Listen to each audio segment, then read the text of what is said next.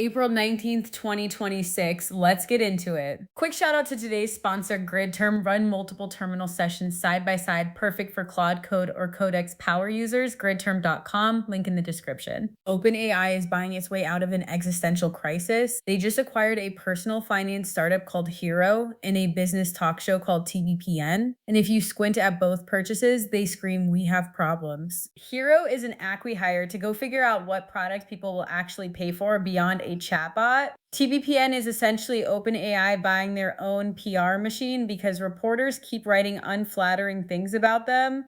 Oh, and at the Human X conference this week, everyone was hyped about Claude Code, and ChatGPT was, quote, fine too. Rough week to be the original AI company. Anthropic shipped Claude Opus 4.7, and Simon Willison did what we all love. He diffed the system prompts and found some genuinely interesting things buried in there. Claude now has Claude in PowerPoint and Claude in Excel as built-in tools. It also got smarter about not immediately saying, "I can't do that." Now it's supposed to search for available tools first before giving up on you.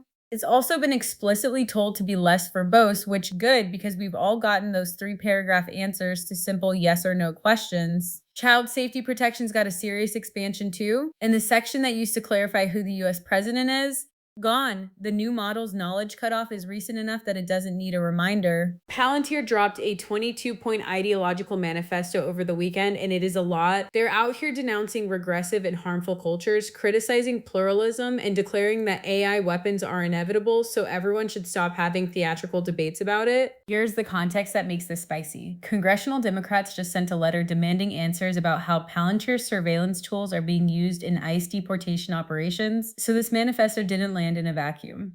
Bellingcat's founder Elliot Higgins responded by saying it was extremely normal and fine for a company to publish this publicly, and he was absolutely being sarcastic. Palantir sells operational software to defense, intelligence, and immigration agencies. These aren't abstract philosophical thoughts. This is the public ideology of the people building the tools that governments are using right now. Uber just went all in on robot hacks. The Financial Times calculated they've committed more than $10 billion to autonomous vehicles, including $7.5 billion earmarked just to buy fleets of self-driving cars. Here's the twist though, Uber is not building the tech. They've got stakes in WeRide, Nuro, Rivian, Wave, and others, but they're positioning themselves as the fleet owner of other people's robots. Former CEO Travis Kalanick famously said selling off Uber's self-driving unit was a mistake. Current Uber is basically saying, you know what, we'll just buy the cars instead. Different path, same destination. Robot taxis as a service run by the company that already owns the app. Investor Elad Gil has a warning for every AI startup founder listening right now. Most companies have roughly a 12-month window where they're at peak value and then it crashes out. His advice is blunt. Put a board meeting on the calendar twice a year specifically to ask, is this our moment? Because a lot of AI startups exist in gaps that the big foundation models haven't expanded into yet. And as Gil put it, those gaps close. AOL sold at the top. Broadcast,